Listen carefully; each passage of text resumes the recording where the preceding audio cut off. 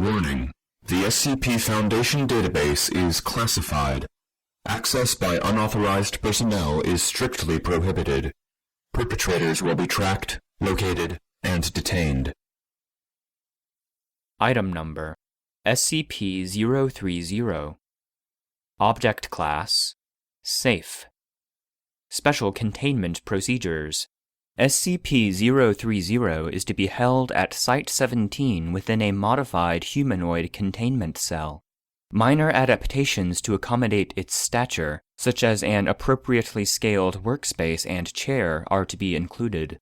Lighting within the cell may be altered upon request of SCP-030 to a maximum of 2,000 lumens via a simple dimmer switch. Should the need to render SCP-030 inert arise, staff may extinguish the lighting from the exterior switch and draw blackout curtains as necessary. Standard night vision equipment is available for observation of SCP-030 in its inert state. SCP-030 may request materials for personal research every 90 days. All previously requested materials are to be collected and destroyed prior to delivery of new materials. All materials are to be evaluated and screened by both research and security staff. SCP-030 is to be denied access to any modern scientific journals or texts, and fiction is to be restricted to works produced no later than 1623 CE to preserve the integrity of its innate knowledge.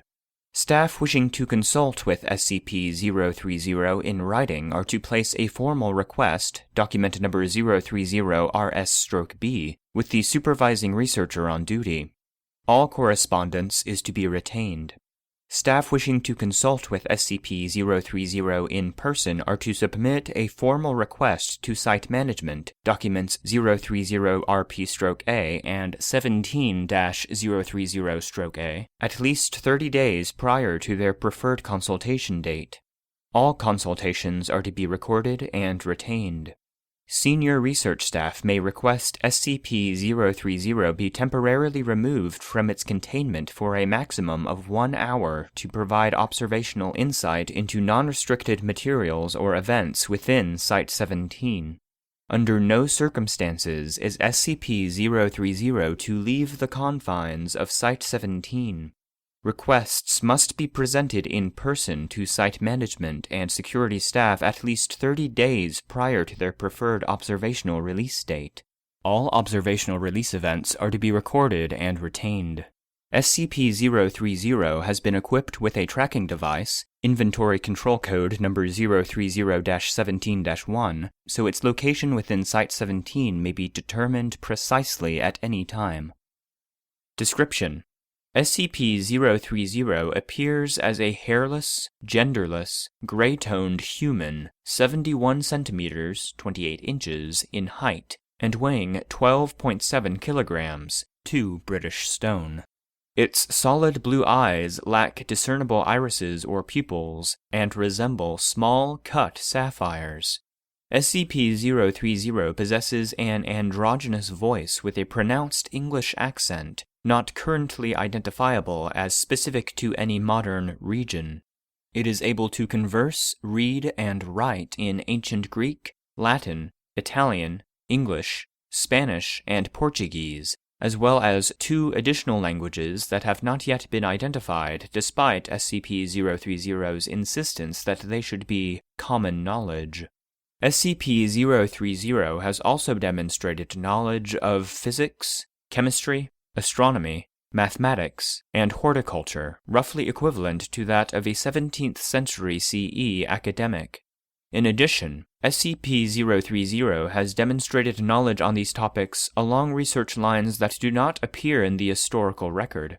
These alternative or entirely unknown approaches to research in the natural sciences are one source of SCP-030's utility in consultation. SCP-030 remains active while a 15-lumen source of light or greater is within 1.5 meters, 5 feet.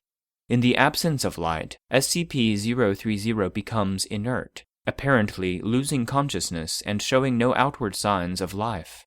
Within 5 to 10 seconds of being re-exposed to light, SCP-030 becomes active once more, appearing to come out of a light slumber no matter how long the period of inactivity has been.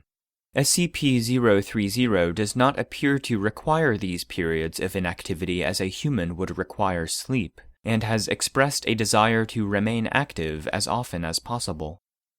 Biopsy analysis of SCP-030 remains inconclusive. While clays native to the English counties of Kent, Surrey, and Greater London make up the majority of its structure, traces of mandrake, Mandragora officinarum, lye, mercury, and human blood have been found in each sample taken. SCP-030 has expressed that a full exploratory surgery to determine its workings would potentially end its existence.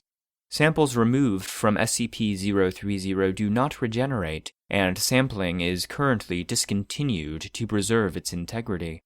Although SCP-030 can be damaged, it does not appear to feel pain, and will simply remold any portion of its anatomy that experiences deformation.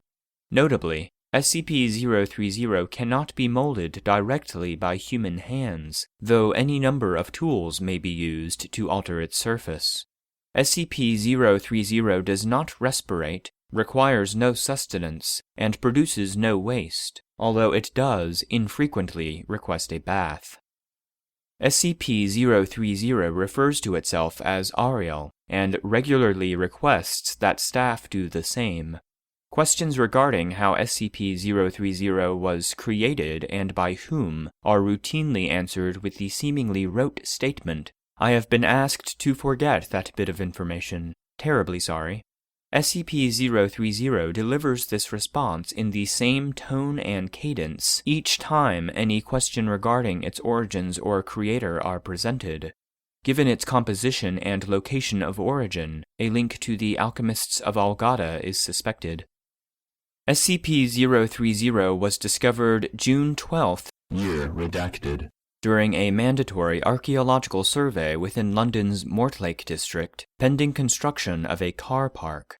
It was buried approximately 2.7 meters, 9 feet, below street level, contained in a small stone sarcophagus. The sarcophagus bore no markings and was assumed to be that of a deceased infant, as additional graves were discovered in the survey area. The sarcophagus lid was shattered during the excavation, exposing SCP-030 to daylight.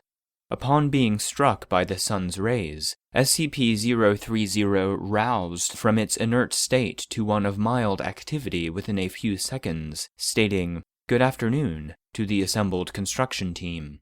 A member of the Foundation's Greater London Recon Force was summoned within hours and took the specimen into custody without resistance. The limited number of witnesses were given amnestics and released. Addendum. Document 030-C. Security logs for SCP-030. September 14th. Year redacted. Tracking system installed for SCP-030. December 21st. Year redacted. SCP-030 reports malfunction of its own tracking system. Repairs completed within 6 hours. SCP-030 offers to assist, but is refused for security purposes. March 13th. Year redacted. SCP-030 completes 18-week seminar on unknown language Alpha, known as Zephyr. 5 staff researchers considered fluent. Lexicography transmitted to O5. Number redacted. July 2nd. Year redacted. While in consultation, researcher Redacted. inadvertently makes several remarks regarding photovoltaic technology. Consultation ended before the researcher can substantively elaborate. August 12th. Year redacted. SCP-030 requests a supply of magnesium and indicates it intends to ignite samples to study the light produced. Request denied by researchers. November 14th. Year redacted. Incident 030-1. Using only what appears to be standard potting soil, ginger, Zingiber officinale, a 72-gram sample of rutilated quartz, and a 23-centimeter length of coiled copper wire, SCP-030 produces a device capable of emitting notable levels of directed ultraviolet light through unknown means. Device is confiscated. Effects not currently replicable without direct intervention from SCP-030. Researchers currently in consultation to determine if this line of SCP-030's research will be permitted to continue. It is speculated SCP-030 may be working towards an alternative and possibly anomalous manifestation of the photoelectric effect after receiving only minimal information regarding its existence.